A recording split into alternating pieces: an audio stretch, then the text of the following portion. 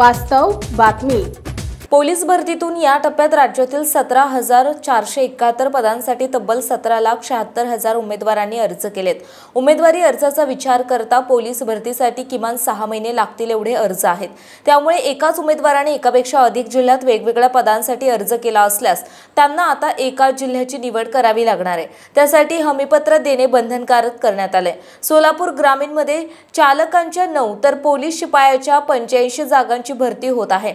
यासाठी 458 उमेदवारांनी अर्ज केलेत। सोलापूर शहर आणि ग्रामीण पोलीस खात्यातील जवळपास 200 पदांची भरती यावेळी होणार आहे। त्यासाठी 2000हून अधिक उमेदवारांनी अर्ज दाखल केलेत।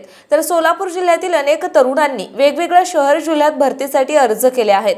उमेदवारांच्या सोयीसाठी सोलापूर जिल्ह्यातील उमेदवारांनी हमीपत्र देण्यासाठी ग्रामीण पोलिसांच्या मुख्यालयाच्या ठिकाणी असलेल्या अलंकार हॉलमध्ये उपस्थित राहायचं आहे।